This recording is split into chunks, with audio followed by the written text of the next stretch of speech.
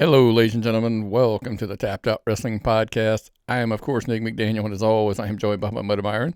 Good evening, ladies and gents, or whatever time you're watching this or listening to this fine program. The baby's name is Grogu, if you didn't catch that. Spoiler alert. Yeah, spoiler alert. Baby Yoda's name is Grogu. Okay, we got that out of the way. Let's get to some wrestling. It's, here's the thing, man. If you want spoilers early, you want some content early, it's always one place you can find it, and that is, of course, patreon.com/tappedoutpod. You should have saved that one for the Patreon exclusive. But anyway. Oh, no. We've got plenty going to be on the Patreon exclusive today, Nick. Yeah, there's going to be some really serious early reveals that people will only get here. Woo. Yeah, so definitely patreon.com/tappedoutpod. Sign up, get the show early. Like this week, it would have dropped on Tuesday. And like you said, Myron, going to be some interesting things that we're going to have. We've got some. If you're listening to us regularly, there's going to be some things on the show that'll be already announced, but there obviously will be, if you're a Patreon member, you're going to get them early. So that'll be a kind of a cool little plus. But then let's get it in because it's a loaded show, man, especially when we get into the back end. There's going to be a tons of lots of stuff on the Southern Honor show here in Canton, December 11th. We wanted to dive into. But before we dive into the local stuff, man, we're of course going to jump straight into the national scene. We cover a little bit of that first. WWE Thunderdome, their lease is coming up here soon at the Amway Center. They'll be moving into Tropicana Field, just from over to Tampa and that area. If you're familiar with that Florida area, that's they're going to be moving over there. Of course, they're going to start there. I believe December the 11th is the first show. That's going to be a Smackdown, and then of course God knows how long they're going to be there. I mean, could be there, all the way through WrestleMania as the talks. Oh, wow. But we've heard the rumors this week of Royal Rumble setting the date for the 31st of January. They're waiting to hear, they want fans there still. How crazy is that? They're holding out hope that they can get some fans in that building. For the Rumble. That's a weird thing, Nick. I got mixed feelings about that. I want to see everything succeed. I want to see this go well, but fans for that. They're running fans at the Capitol Wrestling Center, but they're very controlled, like in capsules. And they're very small little groups of fans in their little capsules around the ring. So it's kind of almost like not having fans. But when you're talking about a Rumble, you're not going to want to put 120 people in there banging on plexiglass. You're going to want to... Right. And they want that number by January the 7th because they want to know so they can make the plug for it, right? Like they can get the lead time on advertising, get it out there. Yeah, and you got to know where it's going to be. Yeah. Got to know what they're going to offer. Oh, God, what a nightmare. I don't feel sorry for these people booking big-time wrestling right now as far as the facilities people that are actually doing the legwork and the groundwork to kick all this stuff going because it's insane, man. Yeah, and here's my thing. I think we've said this in the past, especially about the WWE. Until, I don't want 1,000 fans at the Rumble. No. I mean, until we can get a full crowd, I'm all about just leaving the Thunderdome in. I mean, they're doing a great job piping in the noise. And this week there was an article that came out that it kind of reaffirmed what I was thinking. What they love about being able to pipe in the noise and the sound is they control the narrative. Like they get the, they cheer the people they want to get cheered. They boo the people they want to get booed. I mean, yes, you still got the people in the pictures. There's some guys, to the wrong, what they don't want. But for the most part, they can control that. They just turn the camera. They go to do a different, so that's just a visual that they can control, by the way. Yeah. But I think the noise itself is a huge game changer for them. Yeah, it's gonna be good for storyline and things like that. Popular, maybe not, but if you just sit back and enjoy it, maybe you ain't got to worry that much about liking or disliking something you don't want to. That's my take on it. Yeah, and like I said, for me in general, the environment they've created with Thunderdome, it's in my opinion only at this point, I guess. I think they do a very good job of it. Like I said, pumping in the noise, the sound. I mean, obviously, by the way, they can record things ahead of time. Yeah. Things that are risky. They should have probably recorded that Matt Hardy Swanton on Ugh. Raw. That was ugly. Last night. I mean, we've had this conversation about, you know, the risk reward moments in wrestling and stuff. And Yeah. I wanted to ask you that this was not on my sheet here or anything or on our notes that I sent you, but I did want to ask you just about that. Like, I mean, the gimmicks, the spot, I mean, the risk at all. But that's Jeff Hardy. But what was the payoff? Well, they ended What the did that feud. accomplish? That was the ending of the feud, supposedly, with him and Elias. That was the blow-off match, supposedly. Okay. Well, then I can see it, but it's still a regular television show, not a pay-per-view. And Hardy's getting on up there. It seems to me kind of foolish to waste your money on your last few bumps on your card, in other words, on like regular television. So. No, I'm with you. I just don't, I'm not a fan, obviously, of those kind of high risk when it's not if it's Mania, it's the Rumble or something to that effect. It was like Terry Lawler one time when we were just starting to follow Georgia wrestling. It's like, I'm not going to bleed for nothing that's not important. Somebody was talking about bleeding. He's like, I'm not going to bleed for that. Yeah, I'm not bleeding for $20. Yeah. I mean, and it's, it's just not wrong. I mean, but I guess Raw is what it is, right? It is a big deal. I mean, but like I said, I still did enjoy, by the way, they got the reaction they wanted from the crowd because they piped in the noise they wanted. So that's I like Thunderdome. I like, I'm just, my suggestion for Rumble at this point if you're not going to have thousands, plural, of fans in attendance, just leave it be because you really could do all kinds of crazy stuff with the Thunderdome and like the noise and when they had give you an example, Myron. What's that? The fans can't hijack it like when Roman, in the Daniel Bryan storyline. That doesn't happen. I didn't even think about that. I have not heard a single freaking CM Punk chant in so long. Nick, no CM Punk. Now, last night, I was watching last week's NXT, and I heard You Deserve It, but they have a few little people peppered around there in the Capitol Wrestling Center. So, yeah, that broke out, but it's pretty controlled, and it's pretty, for people who hate chants and hijacks, I can't complain about that. Honestly, that's probably why it's one of my biggest pluses is Thunderdome, is there's and they can control the people, like they get the right people in the seats, and they feed them a little bit of information about when to cheer and stuff. And well, they just outright tell you that if you react accordingly, you'll be rewarded and you'll be lower down on the and if you don't respond accordingly, you'll be put higher up, and you're probably not going to be seen as much.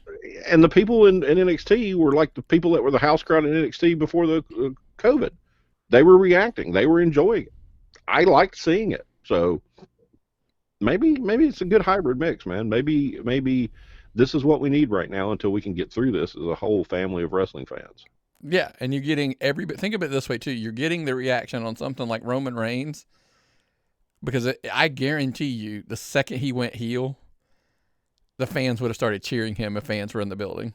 Yes. But they're getting the pump in the boos and the things like that. So they're getting the reaction they want, and I think that's helped Roman's character be a little more mainstream, maybe. And have they not really got what they wanted out of this whole thing with Roman? Oh, 100%. Yeah, 100%. They I enjoyed it. Yeah. Well, speaking of Roman Reigns, there was a post, and I listen.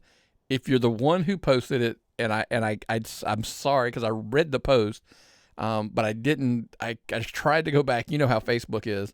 You try to go back and you try to find the post, and you just can't, because I wanted to give credit to the person who did it. But they put up it was just really funny about how Kenny Omega is probably, and arguably, I mean, I get it, the AJ Styles, we could pepper some names in there, but a lot of people like to say Kenny Omega is the greatest wrestler in the world, but he's just not mainstream. Like, he'll never be mainstream. Roman Reigns, on the other hand, is never going to be confused to being the greatest wrestler. Now, I would argue he's better than most people try to give him, like most people credit him to be. And I'll argue he was better than he was a year ago or 2 years ago. 100%. But does anybody scream mainstream on the current rosters across the board? more. Now, listen, I get it. Chris Jericho over in AEW. By the way, I'm going to be blunt. Kenny Omega will never be as mainstream as Chris Jericho. He'll never be as mainstream as a Roman Reigns. And this is, by the way, folks, here's in my notes. I clearly wrote here because I wanted to be clear. There's no shame in either one of those, and I think that gets lost on fans sometimes. Like, there's nothing disrespectful to say Kenny Omega could be the greatest wrestler in the world. I just don't see him as mainstream. And there's nothing wrong with saying Roman Reigns is Mr. Mainstream in the sense of the look, and everything that's presented there. But he may not be the most technical wrestler, nor does he have to be. Well, technical wrestling isn't what it used to be. I mean, there's some guys in NXT that can tear it up, but they're on NXT and they're not up there drawing the big merch and selling all the T-shirts and getting the wet hair to come out and the big Samoan tattoos and the universal appeal. The women love him. The men want to look like him, kind of thing. You got the rock rub. You got the little rock rub on you. You're in the family. Well, Roman is a larger than life character. Roman is the closest thing you can see to some of the old school wrestling guys that we grew up on that look like real legit badasses. Roman looks like a legit badass. I think we got lost in a world of, wrestling, pure wrestling in the sense of the word. And, some guys are artists and some guys want to make money. And, it was funny. I was messaging, some friend of the show, Gary Lamb, about something. And this, I mentioned, we were talking and I brought this up. And he's even, brought up saying, he says it all the time, that like some of the best bands in the world, they're not mainstream, and some of the most popular bands in the world are artistically aren't the greatest musicians in the world. It's all about finding that mass appeal, and I think that listen, let's be blunt. Casual fans, with a true casual fan, not somebody who claims they are. If you're a casual fan but you watch everything, you're not a casual fan, in my opinion. But I think what people don't realize is like little kids and the wife who just kind of sits down and casually watches from time to time. They don't latch on to work rate and things like that. Yeah. And Omega's choreographed. He looks like he's doing a dance routine sometimes. Roman looks like he's out there to beat somebody's ass. He doesn't have that many great moves. He just looks like he's out there to hurt you. He's now that he's a heel, he's even better. So it's easy to see why he's the number one guy in the number one company in the country. Well, as we're talking, because there's an exhibition, there's a sports exhibition, but then the casual person latches onto drama and to, the theatrics of it all. Yeah. Like, that's why we joked about it all the time, right? That's why, like, Hogan and Andre, Austin McMahon, Rock, Cena, they're not 5-star, 6-star, 7-star matches. No. But they will live in our brains forever because of the theatrics and the drama that led up to the matches. And that, my friend, is what casual fans latch on to. Watch WrestleMania 1. Watch WrestleMania 3. It's a different world. Nobody was out there trying to work right. Everybody was out there trying to tell a story and get over and get what they were doing over and get the crowd to pop. It wasn't about, getting your shit in. It was about getting the story over. Tickets and getting the stories over to sell more tickets. And they were enjoyable shows, and nobody looked at those shows and at the time and said, well, I just don't think Hogan's that good a worker. No, you pop like crazy for Hogan. Mr. T, for Christ's sakes. Iron Sheik and Nikolai Volkov. Character, story. I haven't seen a character in AEW that really captivates me outside of Cody. That's just my take on it. They got some decent ones, but they're not like larger than life. So, funny you should mention that, because this past weekend, Lance Storm actually had a comment about something similar to the effect of what you just said. He made the comment that basically he compared AEW to pineapple on a pizza, because it's basically an acquired taste that, few pizza lovers. Now, first of all,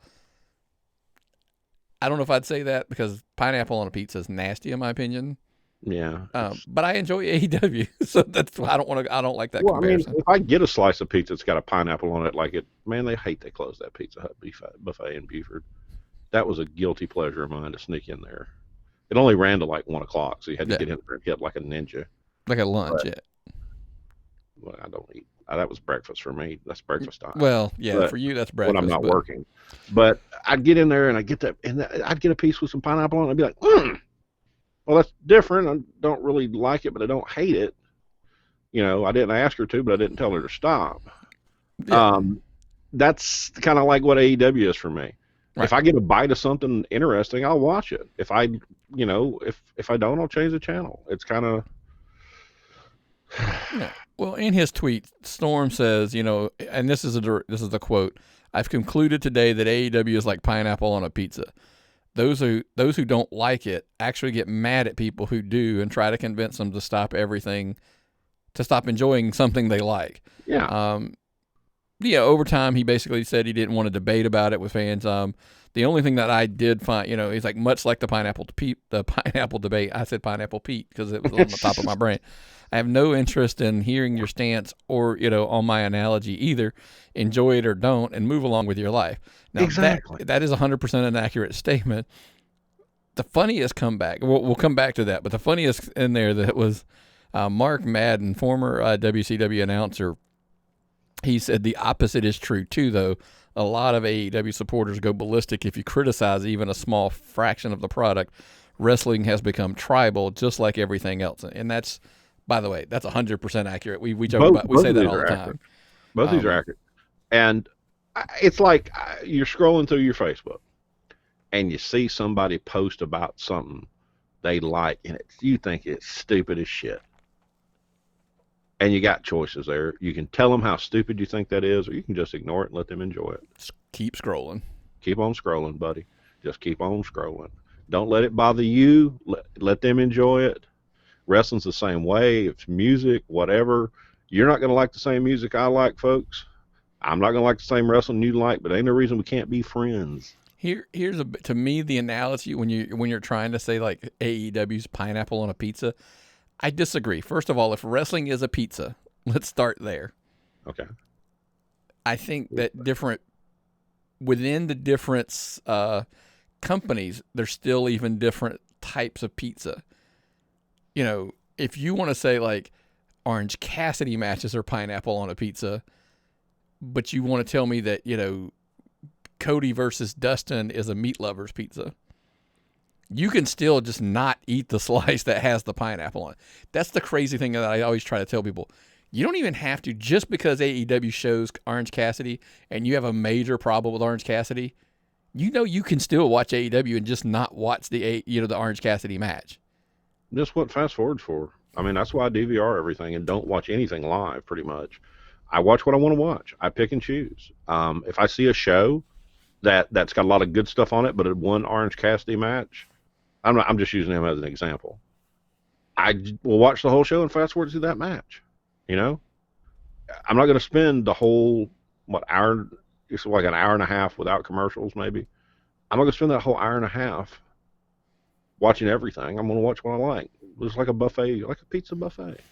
Or AEW could be Papa John's, and you could have, WWE is Pizza Hut. I don't know.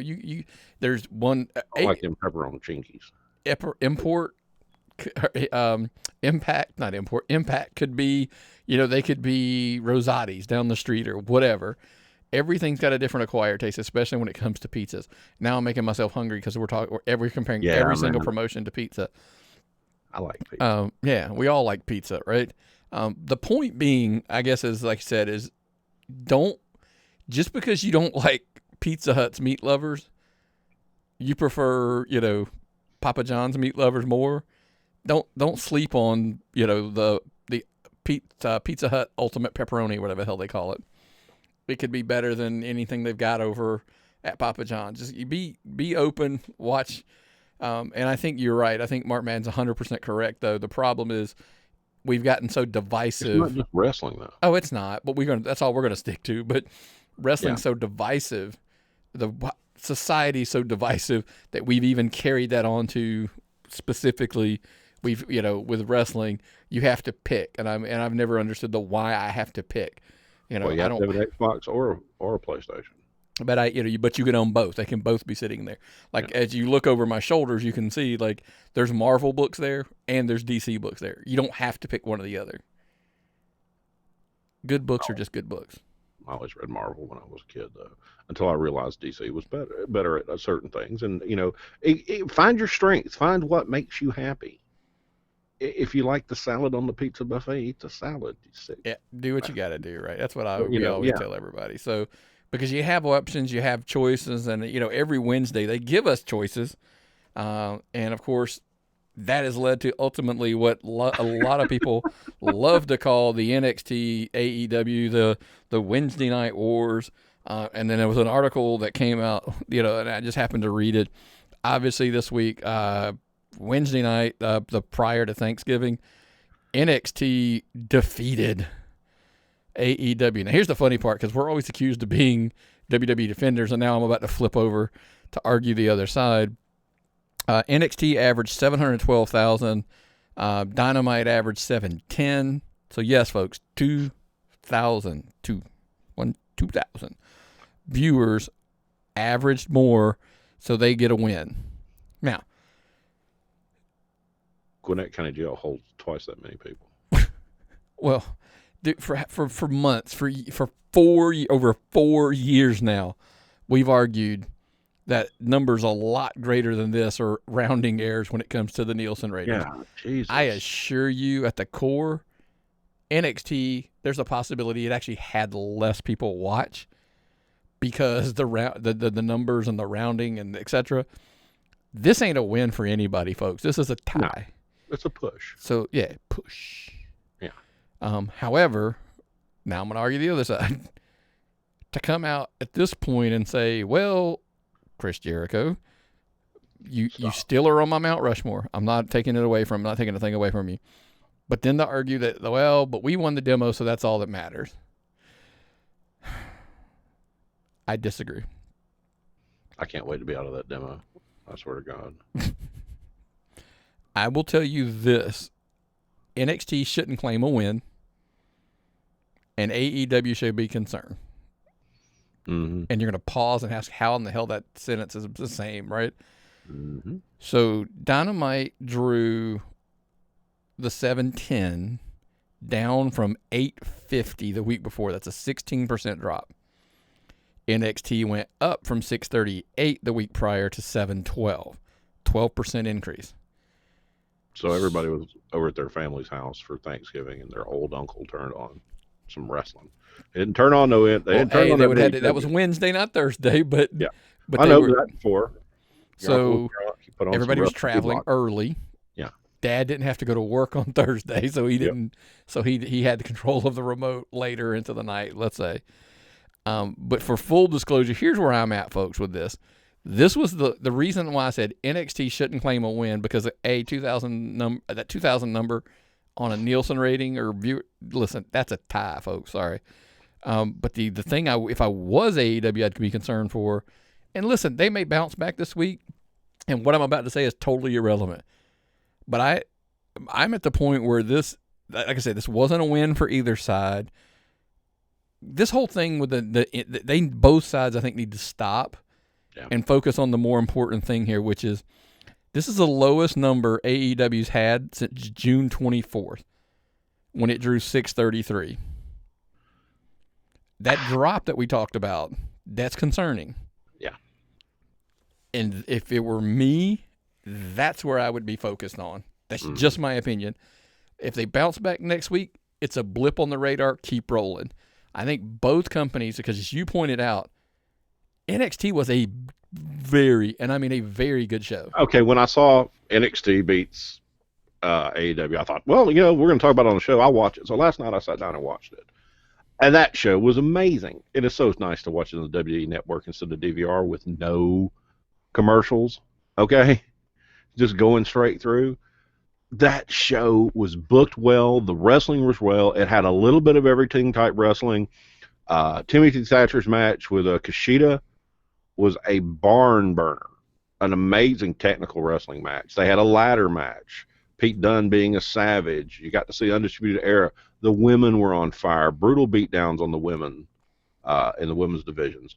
there wasn't a there were some slow parts, the stuff I didn't know the storylines with, but the wrestling was dynamite. If they keep booking shows like that, they're going to win this thing hands down. There wasn't nothing on there that a wrestling fan wouldn't want to see. Right, and then the biggest so I think AEW is going to be fine in the sense of they're going to bounce back. The problem is beating this drum for so long is if they catch you and then they start winning, that looks worse. I just stay focused, keep going straight ahead, do what you do, because you do what you do well. Yes. And I think that's it. I think both shows, when they do what they do best, they do it well.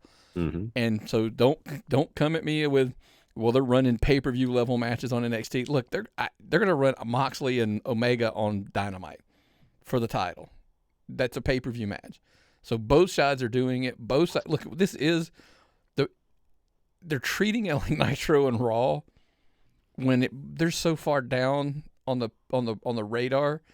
They should be focused on themselves and get themselves in the best stable position, and that's both shows, by the way. Yeah. I think that's ultimately what their main concern should be. I think WWE is probably in a better spot if they're going to hot shot, because they're going to have more money and more talent at their disposal. So it might be something down the road that hurts both people.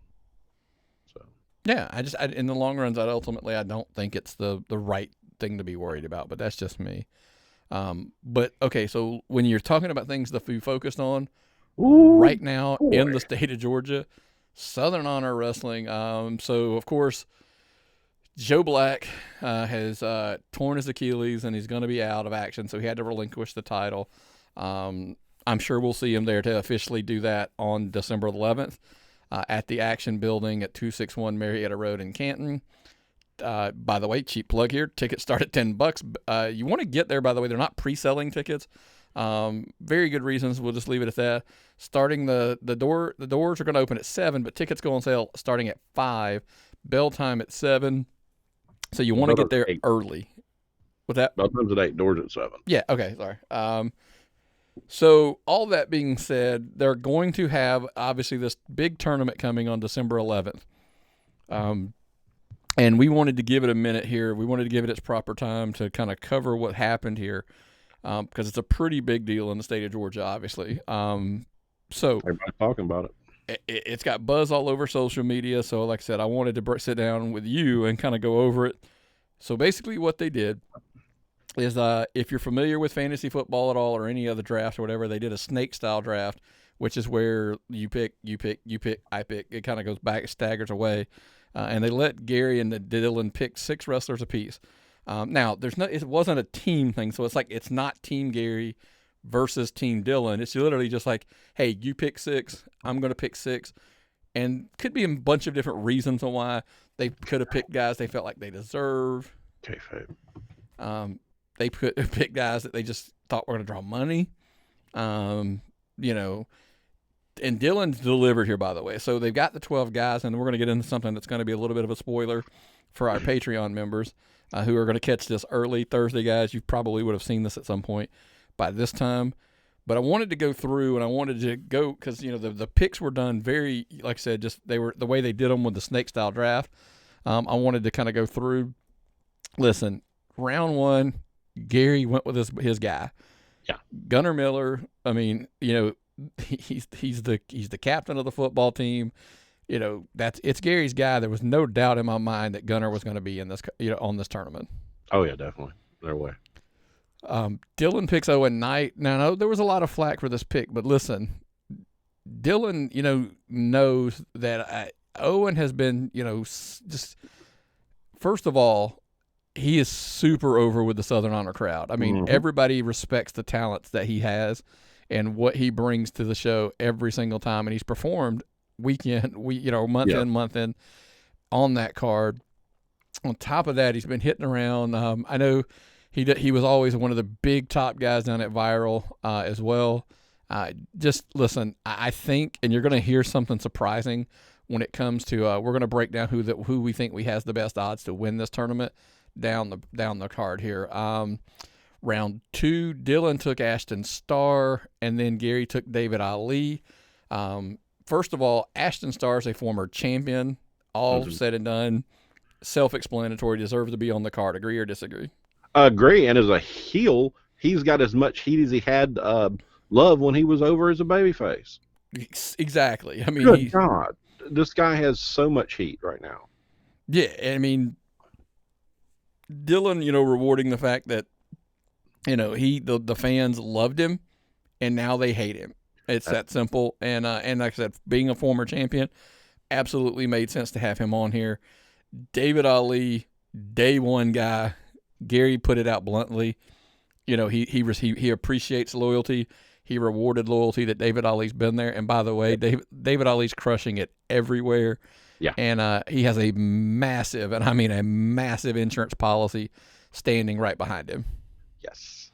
Yes. And he also has national exposure. Absolutely. Then we move to the third round, and of course, so this is where things are going to change a little bit, just to clarify. So Gary selected Joey Lynch. Gary, hands down, chased the Lynch Mob. That was the team he wanted to bring in, and, he was like, absolutely. Now, to be fair, Matt and Joey both were going to be in a triple threat match on this card, and which that was Dylan's pick, by the way, was Matt Lynch, but due to injury won't be, and he has since subbed in Trevor Aeon, hence why Trevor's on this picture.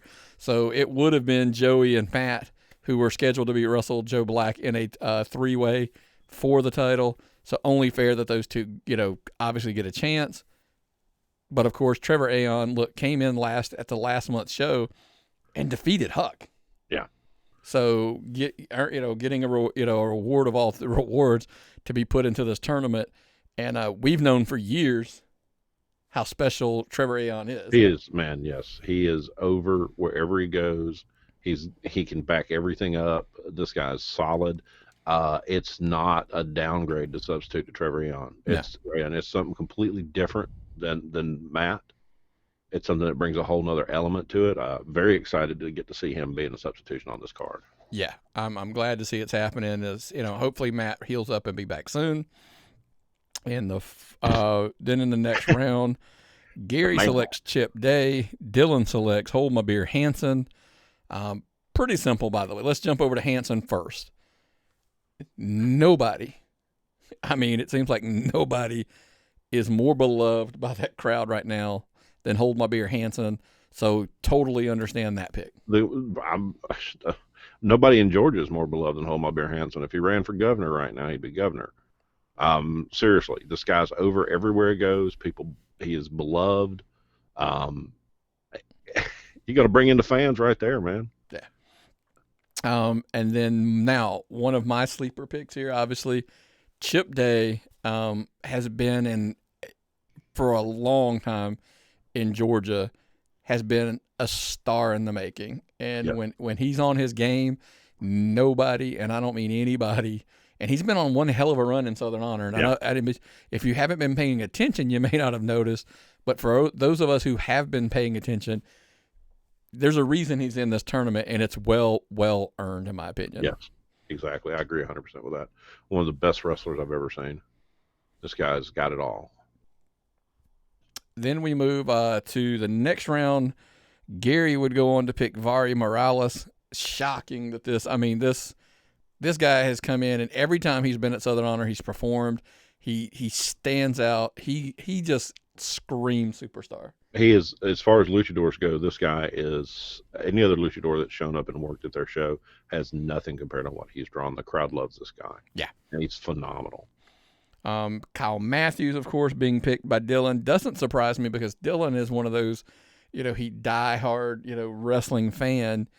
And, of course, Kyle Matthews is, technical wrestler of the year multiple times.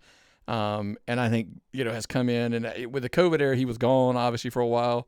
But I think people are going to be reminded why Kyle Matthews was a technical wrestler of the year multiple times over. Always a pleasure to watch. Oh, yeah. Then, we get into the final 6 round, and the Honor Society gets a huge shot. They'd been complaining. Nobody, obviously, from the group was in. Dylan would pick Jordan Kingsley. Gary would pick Cyrus. I'm going to start with Cyrus first, because if you were at last month's show, he destroyed a ring in the midst of just absolute destruction of of Huck. And I think nobody has anybody else ever made an impact like Cyrus in a No, debut at Southern Honor. no. Because Cyrus was huge in Canton prior to all this. Then he spent a lot of time in Japan, where he has gotten a whole new way. Man, Cyrus is amazing, super impressive, and it's going to be amazing to see him in this tournament. He is the spoiler.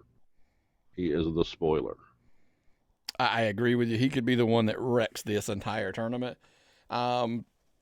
Jordan Kingsley. Here's the thing. Look, I'm not taking away anything from Jordan Kingsley, because I've said on record many times that when it comes to the athleticism, he's up there at the top. The only debate that I even had with anybody was I did mention Kevin Ryan maybe being in that spot, because he is a former champion at Southern Honor, their first champion to be exact. But as of late, maybe the argument can be made that Kingsley's kind of leapfrog in position into the one of the lead dogs in the Honor Society, and that's why he's getting the spot. Very well could be. Could be. Both guys managed by Logan Chase. They've got a good advantage there, having a manager. So it's another one of those crazy variables that's going to play into this thing. Yeah. But the matches. Here comes the spoiler alert for our Patreon members. Yes, you would have gotten this early if you're a Patreon member over at patreon.com/tappedOutPod. I believe most of the matches will be announced by the time the show regularly launches. We shall see. This match was released, by the way, and we're going to actually pick who we think is going to win each match as we go along. So that will give us the final six in our opinion. First and foremost, this match was announced prior to the show, obviously. Wow. Gunnar Miller versus Joey Lynch. Tennessee represented to Chattanooga. The Yep. Ooh, Lord, this is the Battle of Chattanooga. This is going to be insane. These guys are both so good. It's probably going to be one of the match of the year candidates. I hope they get some good footage of this show, because there's 2 or 3 matches in this could be match of the year anywhere. Just in this whole bracket. Absolutely. And remember, this will be on IWTV, post it being over. So you'll be able to catch it if you're on a national level and you're like, hey, dude, we heard you guys talking about this show. We want to watch it. Check it out on IWTV. It will be up shortly after the show runs. The issue I have with this match is I'm a huge Joey Lynch guy, but I just think Gunnar probably has, he's the guy right now. I think he's on a tear. Yeah. And I just think he takes this match. Yeah, I agree with you on this, 100%. Yep. Hold My Beer Hansen has drawn the short straw and will face Cyrus in the first match, of course, accompanied by Logan Chase. Listen, nobody loves Hold My Beer Hansen as much as we do. Hansen, I'm sorry, buddy. But I'm sorry. Cyrus is the destroyer. I mean, he's the man from Japan. I mean, he's got it all. Right now, he's hot and he's scary. So, brother, I hope you're eating your Wheaties.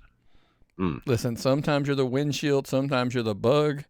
And unfortunately for Hold My Beer Hansen, I think he's going to be the bug this time. Vari Morales versus Ashton Starr. We've recently seen this. Mm-hmm. Listen, 2 phenomenal athletes, do great work in the ring. But just in my opinion, I just think Vari has Ashton's number, and I think he takes this home. I think if Ashton can keep it straight in his head, he's been a little upset lately and acting up, and I've seen so much of his work where I'm like, God, I can't believe he did that. Man, I can't believe he did that. But this is going to be an exciting action-packed match. This is your sleeper match. This is the one that's probably, to me, on that first part, going to want to be one of the best matches. I think everybody's going to enjoy this. But I got to go with Vari too, because if Susie's ringside, the fans taunting Ashton, it could ruin the whole thing for him. He's been so focused with the Susie thing that I'm with you. I think that's ultimately the downfall. Is if he doesn't stay focused, Vari's going to take it home. David Ali and Trevor Ayon. Listen, I said it when we talked about Trevor being picked. We've known for years how special he was and how he's coming along. David Ali, same thing, is doing phenomenal things. Listen, the only reason I'm going David Ali, I think they're super, as far as on par with each other, as far as the ability. But as you look over, David Ali's shoulder, again, Cheating. I keep coming back to that insurance policy. Cheating. I mean, he's a bad man. He does bad things. I think that would be the reason why I would say David Ali. Cheating. Yes. That's the way I see it too. I mean, how you overcome Austin Towers at ringside. Yeah, I'm right there with you. So then we move along to Owen Knight versus Jordan Kingsley.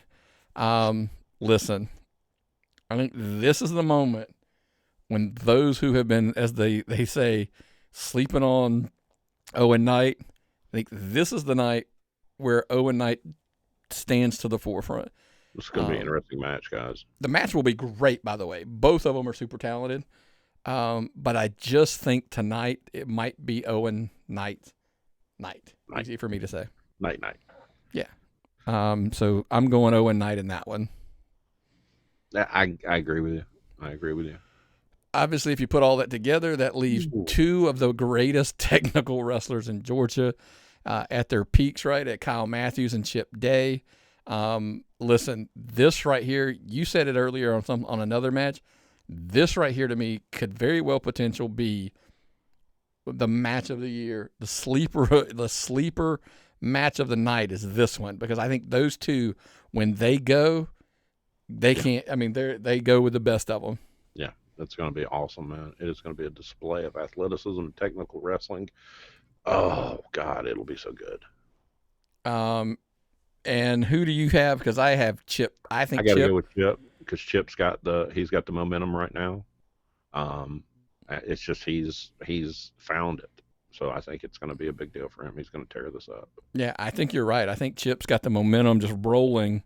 Because here's the thing. Think about it. Like, there's a backstory there. Gary put it on Facebook that that people just didn't want Chip and Gary to be together. It was a crazy, and there was some animosity there. But listen, I've told him forever. I was like, "Wow, Chip's a great guy. I promise you." I don't know a guy who's as good as both of them, and it was just weird. But for those two now to work and do business together, and to see Chip like come in and just like gain the momentum, and I think it's doing wonders for his career to just be revitalized there in Southern Honor. And I think that same thing, this could be a night that something special happens. So we did something a little different. So you have 12, and I want, hey, listen, if you're listening here, I want you to comment on the Facebook post. You can send your list at tapped-out-pod, at gmail.com, anywhere. I want to see your list. But so we took the 12 guys and we broke them down into 3 categories. You have to have 4 people. This is where I made my life difficult. Instead of just putting everybody in one, I said, no, you got to have 4 favorites, 4 guys that you think maybe could do it, and then who are your 4 long shots to win this tournament. And so, now, how's the final match going to be? Let's get that out there before we go any farther. A lot of that played into it as well. So I reached out to Dylan because I was just curious. I was like, hey, look, I know there's going to be a scramble match at the end. Like, explain, is it like in the WWE, when they do their scrambles, it's 2 guys start a match. Gauntlet, when there's a pinfall. It's a gauntlet-like kind of match. He said, no, it's basically fatal 4-way, style rules, no DQs, no countouts. First guy to score a pinfall or submission over somebody in the match is the new champion, and there must be a winner. There will be a winner crowned no matter what on this show. Having someone at ringside is going to be a huge advantage in a match like that. Could very well be. You got Logan Chase out there with potentially 2 guys. David Ali's got his insurance policy of Austin Towers out there. By the way, Joey Lynch, if he can get past, he would have Matt Lynch in his corner. Yeah. So it's going to be a little tricky. So first and foremost, I guess you could figure this out one way no matter what order we go into. So I went into the favorites and I said, listen, here are our favorites in my opinion. There's reason for it, by the way, guys. Sometimes the situation led to somebody being a favorite. Who did they face in their first round, et cetera, et cetera. Gunnar Miller's is in my favorite 4 because he always will be. Because he's Gunnar Miller. Because he's Gunnar Miller. Yeah. twofold, the same answer could be said for Cyrus. Cyrus is in there because guess what? He's freaking Cyrus. He's huge. He's massive. He was a monster. Mm-hmm. Here are going to be the two that are going to throw people, I think. Chip Day and Owen Knight I put in as my favorites. I think Chip scores a win, and he's on such a game. The momentum is going. I think he's there. And nobody fights harder and nobody always has the odds stacked against him as much as Owen Knight. And when he does, he still usually performs. Mm-hmm. Those are my four favorites. Shocking, right? Mm-hmm. The maybes. The only reason some of these, again, folks, are in these maybes are because of what they faced to get there. So Joey Lynch, because he's wrestling Gunnar Miller in the first match, is my maybe. Mm-hmm. If he can defeat Gunnar Miller, I think he's a maybe. I think because then, and once you get into that final six, it's a free-for-all at that point. Mm-hmm. Mm-hmm. Which is exactly why number 2, Vari Morales, I put it as a maybe. Because we have him winning his match over Ashton Starr as our pick. And listen, with his lucha experience and the chaos, the things that he can do, and just the crazy. Yeah, the quick stuff. Yeah. Nobody, it seems like, does anybody do crazy better than him in this match if he gets there? If he gets there, folks, he's got the best shot, right? Mm. Maybe. Mm-hmm. David Ali, we keep coming back to because he's got that insurance policy there. If he gets into the final six and his monster's out there to help, be his insurance policy, yes, that's why he's in the maybe category. Well, we can't rule him out. David's good, too. Absolutely. No, he's good. Again, we said he had to have 4 in each section, and I think that's ultimately why we ended there, which is also why when we talk about crazy and who does crazy well, Trevor Aeon is crazy. Yeah. So that he's in my maybe category as well. Mm-hmm.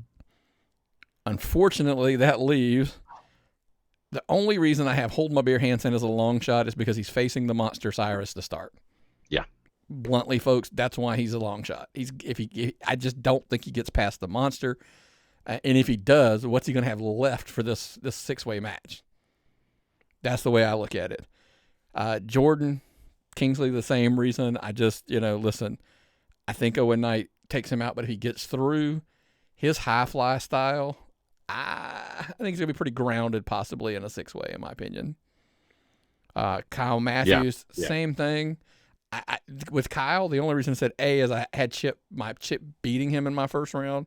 So obviously that I don't even have him getting to the match. But if he did, my concern would be with the layoff, being gone for a while, I don't doubt he's in great shape.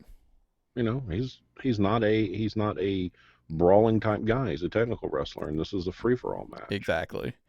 And then, of course, Ashton, same exact thing can only be said. I had him losing the first. My problem with Ashton is he makes so many enemies when he was a babyface, and now he's a heel. They may all gang up on him, and he may not have a chance. So that's why he's in my long shot as far as being the overall winner. But, hey, you gotta go December 11th, Canton, Georgia, Southern Honor Wrestling. You got to find out because to me this will be the crowning of the new face until Joe comes back. Who'd you pick, Nick? Have you got a pick? If I narrow it down to 2, I would say it's got to be probably between Gunnar and Cyrus. Those are my absolute 2 favorites, and if you ask me to pick, even between narrowing it down to that.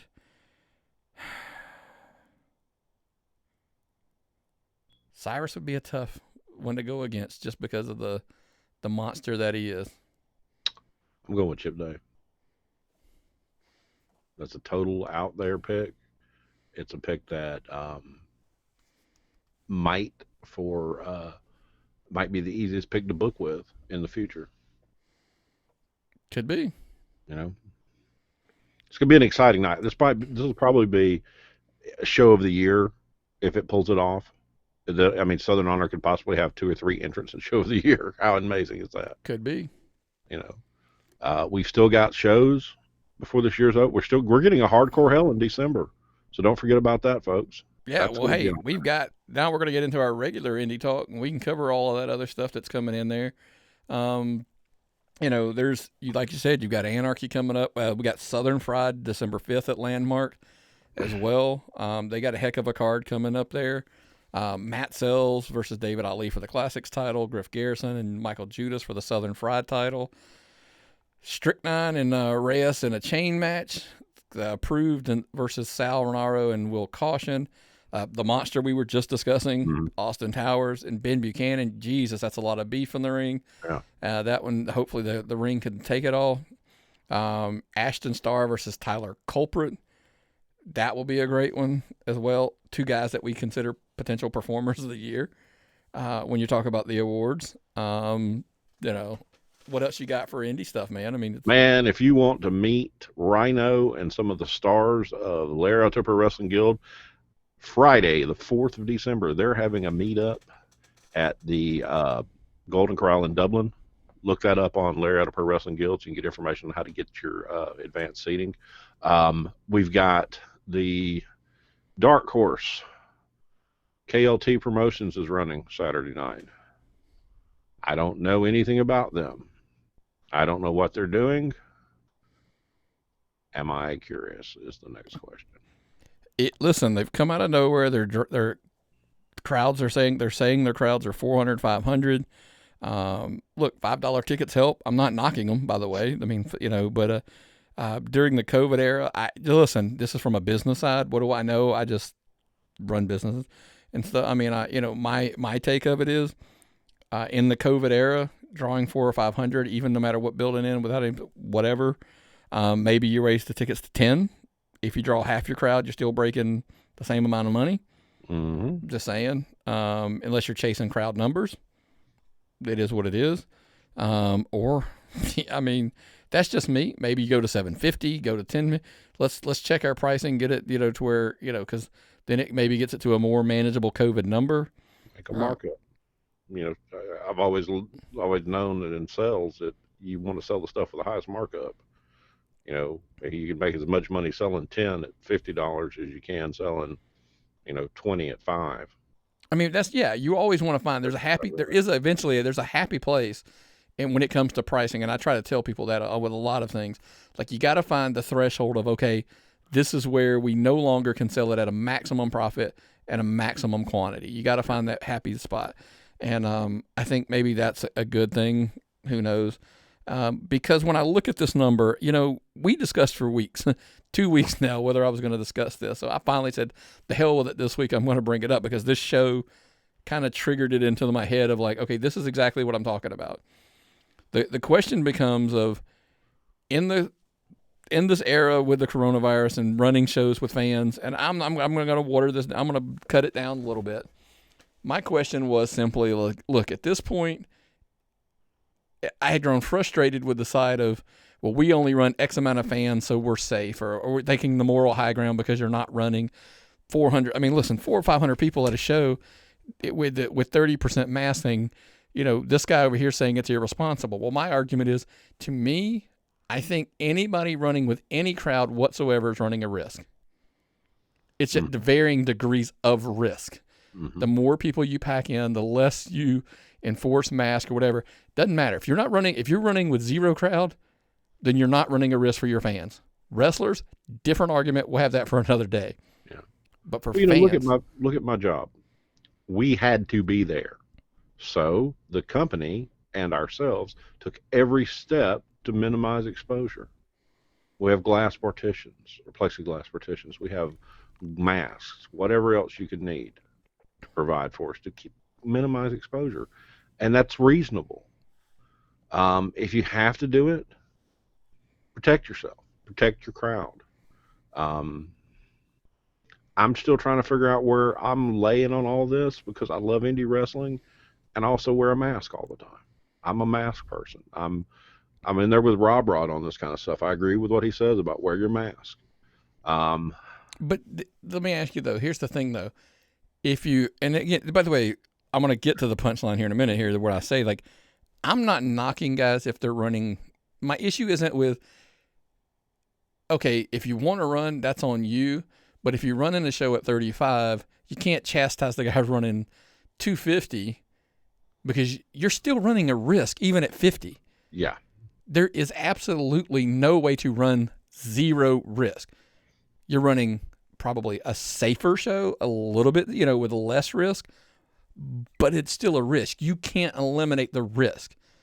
Now, we joked off air, but I'm going to spoil it.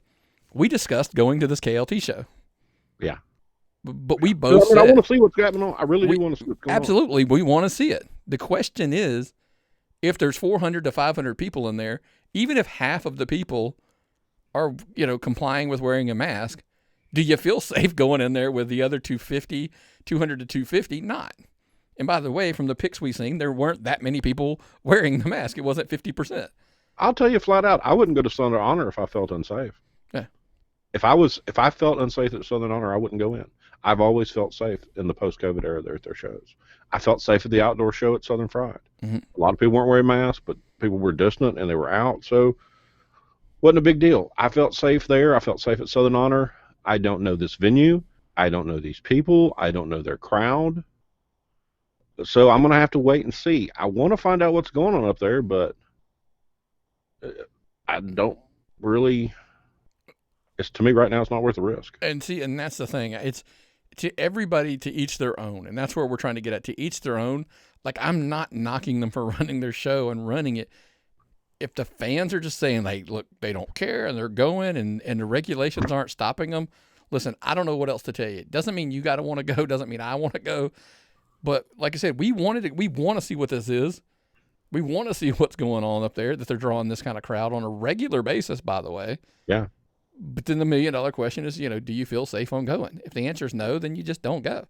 That's happening at every show. That's happening at Southern Honor. That's why their crowds are where they are. I'm in a debate about going to Southern Fried at Landmark. Two things I love, Landmark and Southern Fried put together. But it's going to be a tight house in there, folks. Let's just be honest. It's something I'm burdened with. Yeah. This is my vacation. We didn't get to go to WrestleCade, and I haven't gone to any wrestling shows, and that sucks. Yeah. We could have gone to this, and am I going to go down to this? No, I don't want to do that. I don't want to do this. It's been kind of mixed for me. So ultimately, the whole punchline of my whole thing was, I find it hard to see, it's very hypocritical, which such is pro wrestling, which we have determined. There's no moral high ground in pro wrestling. Let's just put it that way. No. So when those try to, my argument is simple. If you're running with 25 fans, you're just at a varying degree of risk from the guy that's running, 250, 300, 500 at this point, apparently. It's just varying degrees. Now, are they being a lot more careless than you? I would say yes if they're packing 500 in, but whatever. But that's on them. I mean, and that's on the people that go. But it boils down to the simple, you can't say like, well, we only run with 25 or 35 people, so we're better. No, any crowd to me is at a risk. End of discussion. So, fair enough. It's fair enough. So let's just move on and wrap this baby up. We appreciate you guys listening. It's, all we ever ask in return is to subscribe somewhere, whether it be Apple Podcast, iHeartMedia, Spotify, Amazon Music, you name it. If it's YouTube, watch the video over there. We'll see it this week. If Facebook kind of let it run sometimes, not sometimes, so we'll figure that part out. We'll see this week if they let us run, but subscribe somewhere, anywhere. Leave us a 5-star rating and review. We would greatly, greatly appreciate it, because you guys are the ones that make the Tapped Out Wrestling podcast keep coming back every single week. Yes, we do it for y'all and our egos. Yeah, but we do it for y'all, because this is a lot of work. You saw Nick doing that slideshow. Nick, kudos on that slideshow you had set up to go through with all the wrestling for the Southern Honor show. That was amazing. That was great. I know they sent you the pictures, but you still got that stuff collated in line like that. I really appreciate being able to work with you on that kind of stuff. You did it. I'm just recording the show with you. But well, that's everything I've got for this week, man. Anything else you got before we go home? A couple of things. I'm going to talk a couple of things real quick. Fire away. MLW's back. I got to catch up on that. Probably do that tonight. NWA is premiering again. There's going to be some shows on YouTube. I've had the link to it. Camille's dad actually posted the link to it. Yeah, he's a proud dad, nicest guy. I'm going to miss seeing him at WrestleCade this year. So there's more indie-ish wrestling back, and that's great. How about Tribute to the Troops and War Games in the same day on Sunday. It's crazy, Okay, isn't it? you're going to get to watch your football game. You're going to get to then you're going to see your tribute to the troops. I don't know what matches are going to be on or what they're going to do. They got some country music guy I don't recognize. He probably sings about his girl and stupid Girl, stuff. his dog, and his pickup truck, and his mom. Well, they mess it up nowadays. And beer. It's all wrong. Well, now it's driving around with his girl and his pickup truck with a beer in the console. But yes. Whatever.